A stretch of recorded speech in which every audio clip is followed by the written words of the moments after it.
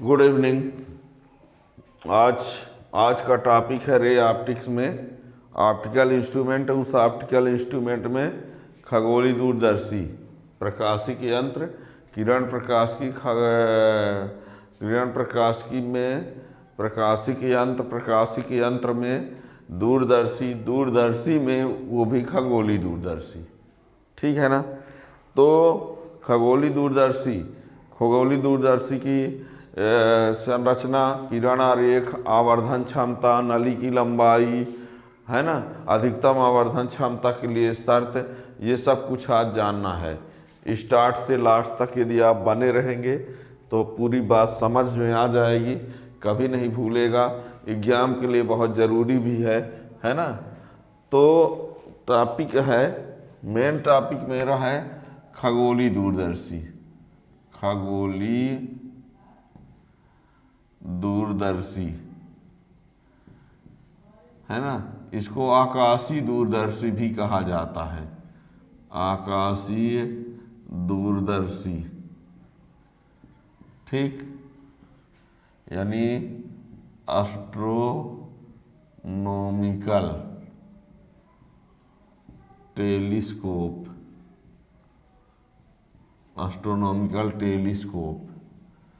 ठीक है ना। लेकिन आप लोगों को लगता है दूरदर्शी ही क्या है। सुनिए, जल्दी से थोड़ा जल्दी से बताए दे रहे हैं। दूरदर्शी क्या होता है? दूरदर्शी वह प्रकाशिक यंत्र होता है जिसके द्वारा दूर की वस्तुओं को देखा जाता है। ठीक है। दूरदर्शी वह प्रकाशिक यंत्र होता है जिसके द्वारा दूर की वस्तुओं को देखा जाता है, उसे दूरदर्शी कहते हैं। दूरदर्शी दो प्रकार की होती है, एक होती है परावर्तक और दूसरी होती है अपवर्तक। परावर्तक और अपवर्तक। परावर्तक में अभिदृश्यक के लिए दर्पण का उपयोग होता है और नेत्रिका के लिए लेंस का। परावर्तक जो दूरदर्शी होती है उसमें अभिदृश्यक के लिए दर्पण लगाया जाता है, नेत्रिका के लिए लेंस। और अपवर्तक दूरदर्शी जो होती है उसमें अभिदृश्यक के लिए भी लेंस लगता है और नेत्रिका के लिए भी। और अपवर्तक दूरदर्शी जो है वो दो प्रकार की होती है। एक खगोलीय दूरदर्शी होती है जिसके द्वारा आकाशीय पिंडों को देखा जाता है, इसीलिए इसका नाम है आकाशीय दूरदर्शी। और एक होती है पार्थिव दूरदर्शी जिसके द्वारा पृथ्वी पर स्थित दूर की वस्तुओं को देखा जाता है, उसको कहा जाता है पार्थिव दूरदर्शी। इसे भू दूरदर्शी भी कहा जाता है। खगोलीय दूरदर्शी में दो लेंस लगते हैं, एक अभिदृश्यक होता है, एक नेत्रिका। अगर पार्थिव दूरदर्शी में तीन लेंस लगते हैं, अभिदृश्यक लेंस, नेत्रिका लेंस और एक ठो और जो लगता है उसको क्षेत्र लेंस, अभिक्षेत्र लेंस, प्रतिलोमक लेंस कहते हैं। लेकिन आप लोग सिलेबस में सिर्फ कौन सा है? खगोलीय दूरदर्शी। हमको मेन इस टॉपिक पर पहुंचना है, ठीक है ना। तो ये फिर ये कहा जाए कि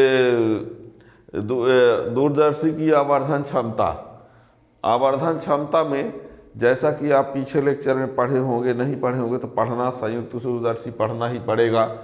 तो उसमें आवर्धन क्षमता उसमें भी था।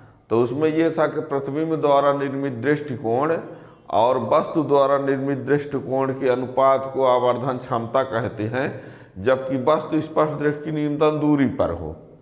लेकिन इसमें स्पष्ट दृष्टि की न्यूनतम दूरी पर वस्तु नहीं होगी। क्यों? क्योंकि इसके द्वारा तो दूर की वस्तु को देखा जाता है। तो इसकी आवर्धन क्षमता की परिभाषा है, आवर्धन क्षमता की परिभाषा की जहाँ बात करें तो अंतिम प्रतिबिंब के द्वारा निर्मित दृष्टिकोण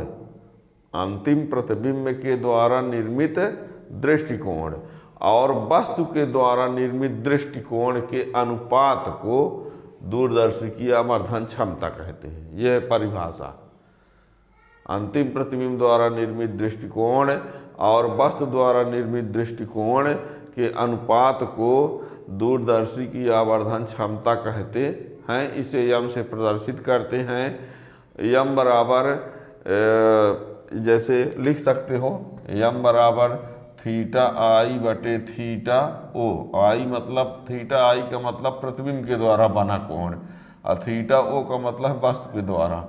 या कोई लिखता है यम बराबर बीटा बटे अल्फा। बीटा प्रतिबिंब द्वारा बना कोण है, अल्फा क्या है? वस्तु द्वारा बना कोण है। और इसका कोई मात्रक नहीं होता है, यम का मात्रक नहीं होता, नो यूनिट, इसका कोई मात्रक नहीं होता है, विमीय सूत्र भी नहीं होता है। ठीक है ना। अब आवर्धन क्षमता दो स्थितियों में ज्ञात की जाती है, जब प्रतिबिंब स्पष्ट दृष्टि की न्यूनतम दूरी पर बनता है, जब प्रतिबिंब अनंत पर बनता है।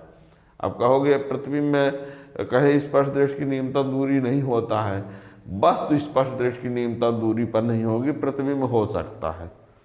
ठीक है ना। तो हम आज जो मेरा टॉपिक मेन है वो खगोलीय दूरदर्शी, और इसमें आपको किरण आरेख बनाना है। किरण आरेख बनाने के बाद उसकी आवर्धन क्षमता के बाद नली की लंबाई और अधिकतम आवर्धन क्षमता के लिए शर्त, यहाँ तक। तो देखिए ये यहाँ पर एक लेंस बनाएंगे, ये जो लेंस होगा वो बड़ा रहेगा और इस साइड में जो लेंस होगा वो लेंस छोटा रहेगा। इसका नाम है LO और इसका नाम है LE। ठीक है। ये बड़ा सा बनाना है, उसको छोटा सा बनाना है, बल्कि कहो तो और बड़ा बना देते हैं, ज़्यादा अंतर में होना चाहिए। ठीक है ना।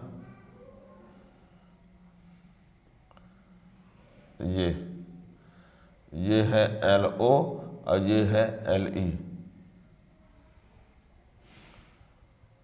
ये इसके प्रकाश केंद्र को E लिखे देते हैं, इसके प्रकाश केंद्र को O। ये अभिदृश्यक लेंस न बोले, LO। ये क्या है? अभिदृश्यक लेंस LO, और ये है नेत्रिका लेंस। ठीक है ना। अब यहाँ पर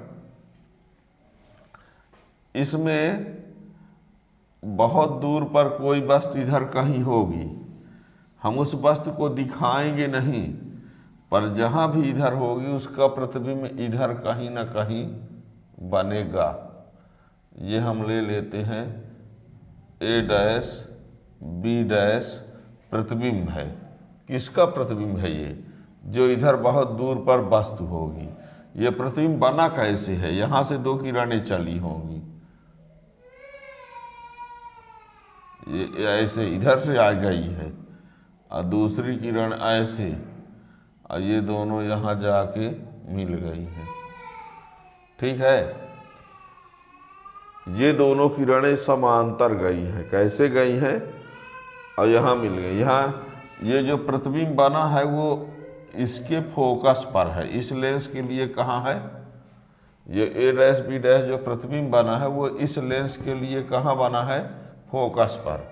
लेकिन इस लेंस के लिए केंद्र और फोकस के बीच में है, केंद्र और फोकस के बीच में है। ध्यान दीजिएगा, ये A', B' जो प्रतिबिंब बना है वो इस लेंस के लिए तो फोकस पर है, पर इस लेंस के प्रकाश केंद्र और फोकस के बीच में है।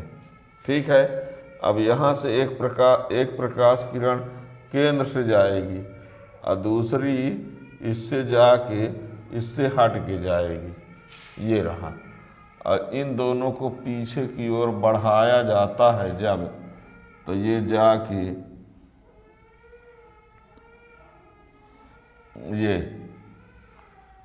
ये है PQ, ये PQ अंतिम प्रतिबिंब है। और यहाँ पर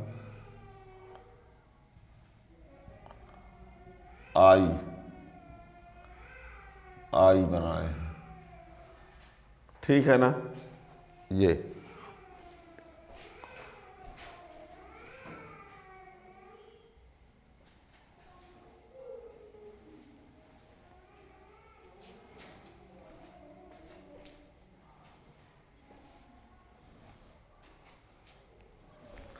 तो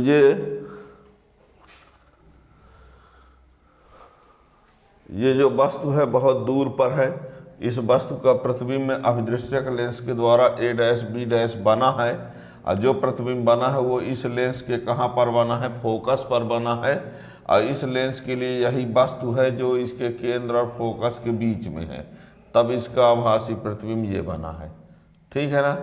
यहाँ से यहाँ तक की जो दूरी है प्रतिबिंब की दूरी पर फोकस पर बना हुआ है, और यहाँ से यहाँ तक की जो दूरी है वो वस्तु की दूरी है माइनस यू चिन्ह परिपाटी से, और यहाँ से यहाँ तक की जो दूरी है वो स्पष्ट दृष्टि की न्यूनतम दूरी पर प्रतिबिंब बना है। ठीक है ना। यहाँ से यहाँ तक की दूरी वास्तव में ये प्रतिबिंब की दूरी है, पर फोकस पर बना है, इसलिए एफ ओ, और ये वस्तु की दूरी है, तो you E minus E left के कारण चिन्ह परिपाटी की वजह से ये प्रतिबिंब की दूरी है, पर स्पष्ट दृष्टि की न्यूनतम दूरी पर बना है। अंतिम प्रतिबिंब पी क्यू है, इसके द्वारा बना कोण ये क्या है, बीटा। वस्तु के द्वारा बना कोण ये क्या है, अल्फा। तो इधर भी ये क्या हो जाएगा, अल्फा। आप कहेंगे ये नेत्र पर बना कोण ना होना चाहिए, क्या है कि वस्तु बहुत दूर पर है, वस्तु बहुत दूर पर है, तो ये लेंस और नेत्र एक दूसरे के बहुत पास में मान लिया जाता है। यानी जब वस्तु बहुत दूर पर है तो वस्तु के द्वारा नेत्र पर बना कोण जो होगा वह इस पर बना कोण को भी मान लिया जाएगा, क्योंकि जब बहुत दूर है तो इसके यानी बहुत दूरी, यहाँ बहुत दूर पर वस्तु है ना, तो यहाँ से ये वाली दूरी और यहाँ से यह वाली दूरी, यहाँ से ये वाली दूरी में बहुत कम फर्क होगा, बहुत कम अंतर होगा।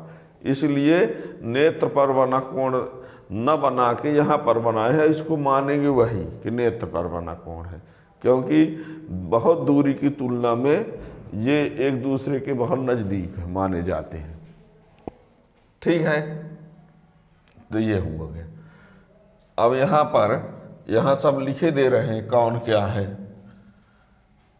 इसमें LO क्या है, अभिदृश्यक लेंस है।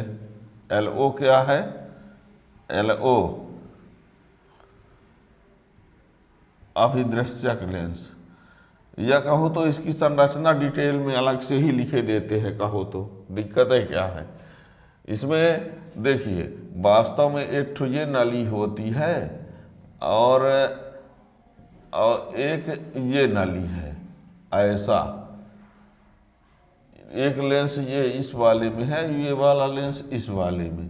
इसमें दो समकक्षी बेलनाकार नली होती है, दो ठो क्या होती है, बेलनाकार नली होती है, और दोनों नलियों के एक एक सिरे पर एक एक उत्तल लेंस लगा होता है ना। एक नली के एक सिरे पर एक उत्तल लेंस लगा होता है, दूसरी नली के भी एक सिरे पर उत्तल लेंस लगा होता है, और ये लेंस जो होता है वस्तु की तरफ होता है, इसलिए इसको अभिदृश्यक लेंस कहते हैं। और ये लेंस जो है वो नेत्र की ओर होता है, उसे नेत्रिका लेंस कहते हैं। ठीक है, और इसकी फोकस दूरी जो होती है ज़्यादा होती है, या इसकी फोकस दूरी क्या होती है, कम होती है। ठीक है ना। तो ये हम यहाँ पर शॉर्ट में यहीं पर लिखे देते हैं, सब देखना। यानी ये कहे दे रहे हैं LO जो है अभिदृश्यक लेंस है। LO क्या है, अभिदृश्यक लेंस, अभिदृश्यक लेंस। LE जो है वो क्या है, नेत्रिका लेंस। ठीक है ना। FO अभिदृश्यक लेंस की फोकस दूरी, अभिदृश्यक लेंस की फोकस दूरी, और FE जो है वो नेत्रिका लेंस की फोकस दूरी। FO बड़ा है FE से। A', क्या है, LO के लिए प्रतिबिंब तथा LE के लिए वस्तु। PQ जो है अंतिम प्रतिबिंब है। ठीक है ना। एल ओ अभिदृश्यक लेंस, एल ई नेत्रिकल लेंस है, और अभिदृश्यक लेंस की फोकस दूरी या नेत्रिकल लेंस की फोकस दूरी ये बड़ी है इससे, ठीक है ना। तो ये रहा, ये इसका किरण आरेख है, किरण आरेख।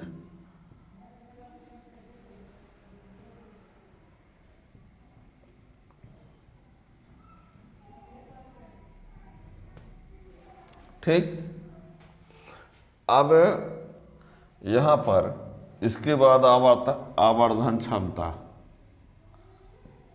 आवर्धन क्षमता। तो आवर्धन क्षमता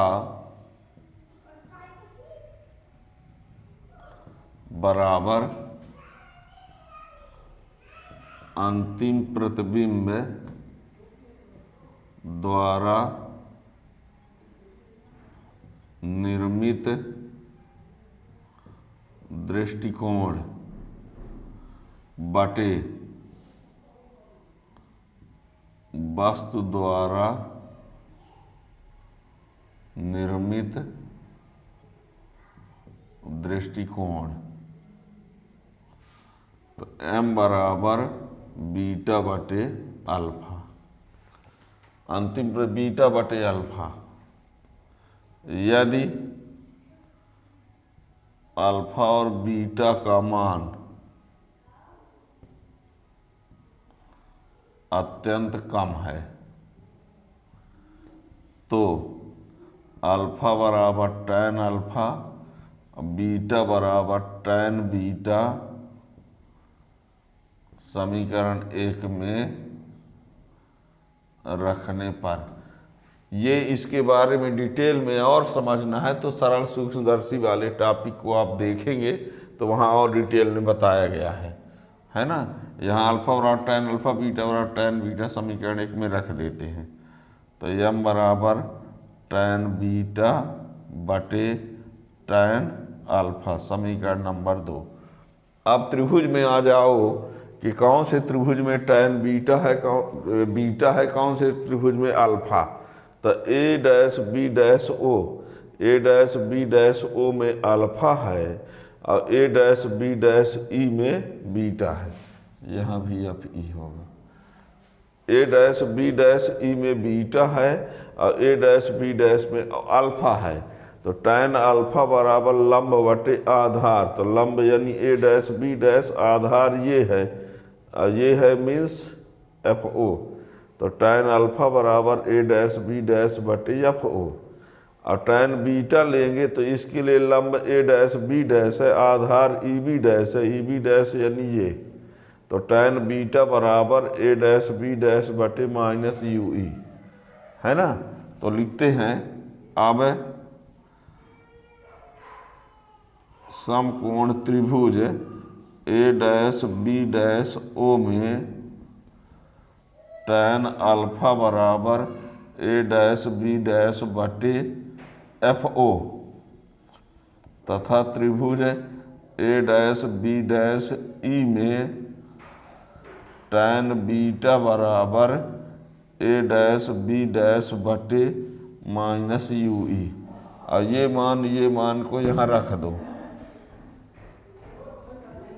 tan अल्फा तथा tan बीटा का मान समीकरण 2 में रखने पर, तो m बराबर a डैश b डैश बटे माइनस यू ई और a डैश b डैश बटे एफ ओ, ये इससे कैंसिल, ठीक है। तो m बराबर ये ऊपर चला जाएगा तो माइनस एफ ओ बटे यू ई, ये समीकरण नंबर 3, ठीक है। तो माइनस एफ ओ इसी को आप चाहो तो m बराबर माइनस एफ ओ गुणे 1/u मान सकते हैं कि नहीं। ध्यान रखना ये है माइनस एफ ओ बटे यू ई, इसका अर्थ यही ना है कि माइनस एफ ओ गुणे 1/u ई, ठीक है ना। तो ये क्या किया हमने, अंतिम प्रतिबिंब द्वारा निर्मित दृष्टिकोण वस्तु द्वारा निर्मित दृष्टिकोण। अंतिम प्रतिबिंब वाला बीटा है, वस्तु वाला अल्फा। अल्फा बीटा का मान बहुत कम होने पर tan लिखा जाता है, क्योंकि बहुत कम यानी 0 tan 0 बराबर 0। ये मान रख दिए। बीटा जो है वो a dash b dash e में है, अल्फा जो है a dash b dash o में है। ठीक है, तो ये आ गया, ये यहाँ तक पहुँचा दिए। अब इसमें कुछ दो परिस्थितियों में आवर्धन क्षमता ज्ञात किया जाता है। तो विशेष परिस्थितियाँ,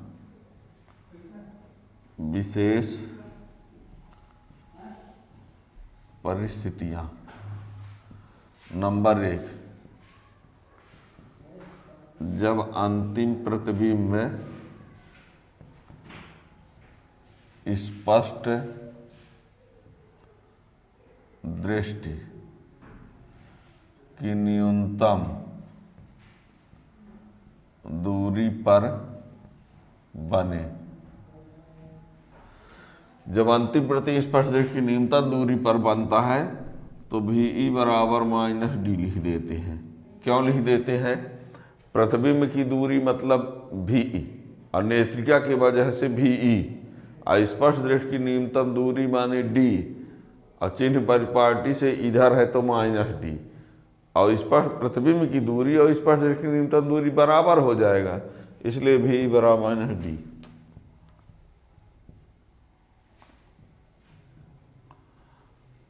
तब नेत्रिका लेंस के समीकरण से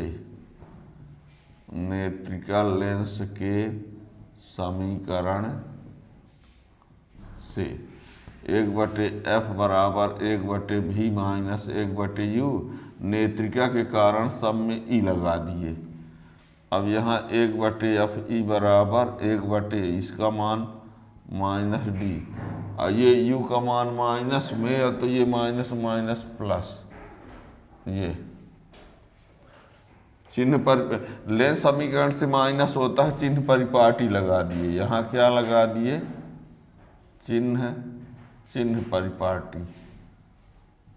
चिन्ह परिपाटी से ये प्लस हो गया है, इसको इधर भेज देते हैं, तो 1/fe प्लस 1/d बराबर 1/ue, और ये वाला मान यहाँ ला के रखो समीकरण 3 में। समीकरण 3 है ना, ये इस प्रकार से है, तो 1/ue का मान, 1/ue का मान समीकरण 3 में रखने पर, तो देखो m बराबर -FO, और 1/ue ये रहा, यही ये लिख दिया है, तो 1/fe प्लस 1/d। अब यहाँ या m बराबर -FO, 1/fe का अमल ले लेते हैं, 1/fe, तो ये नीचे आ जाएगा, तो ये 1 + fe/d। ध्यान दीजिए, 1/fe का अमल लिए, 1/fe जब कामन लेंगे तो यहाँ 1 हो जाएगा, और इसमें नहीं है तो बाटे में आ जाएगा, यानी 1/d/1/fe, तो ये जाके fe/d हुआ है, ये इतना। ठीक है ना, तो ये है आवर्धन क्षमता का सूत्र। तो ये पहली स्थिति में हुआ। दूसरी स्थिति क्या होती है कि जब प्रतिबिंब में, जब अंतिम प्रतिबिंब अनंत पर बने,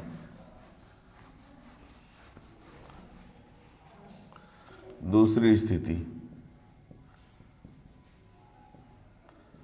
जब अंतिम प्रतिबिंब में अनंत पर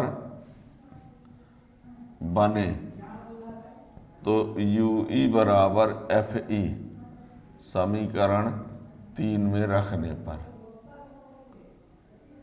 ठीक है ना, क्या होता है कि प्रतिबिंब अनंत पर कब बनता है? जब वस्तु फोकस पर होती है।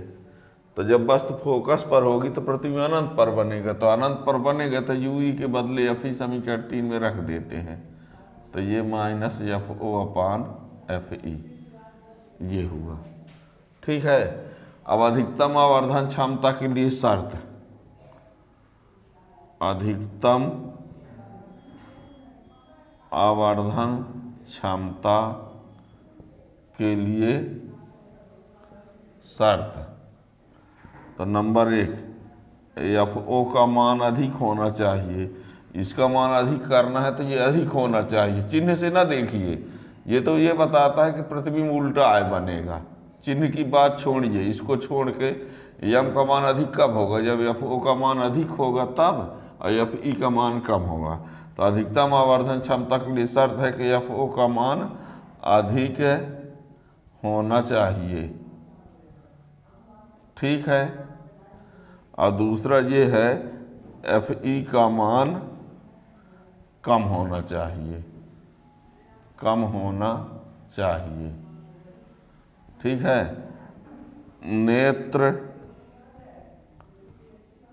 नेत्र लेंस के पास होनी, नेत्र लेंस के समीप होनी चाहिए, ऐसा भी है। और चौथा ये है कि प्रतिबिंब D पर बनना चाहिए। यानी प्रतिबिंब जो है D पर, यानी आप ये समझ लीजिए कि एक होता है, सुन लो अच्छे से, एक होता है आवर्धन क्षमता जब प्रतिबिंब अनंत पर बनता है, और एक होता है आवर्धन क्षमता जब प्रतिबिंब स्पर्शदृष्टि की न्यूनतम दूरी पर बनता है। तो जब स्पर्शदृष्टि की न्यूनतम दूरी पर प्रतिबिंब बनता है तो आवर्धन क्षमता का मान अधिक होता है। कभी आप लोगों से ये पूछा भी जा सकता है कि आवर्धन क्षमता का मान अधिक अनंत पर प्रतिबिंब बनने पर होता है कि D दूरी पर? तो जब प्रतिबिंब D दूरी पर बनेगा तो आवर्धन क्षमता का मान अधिक होगा। ठीक है ना। अब नली की लंबाई भी है, ये पॉइंट के बाद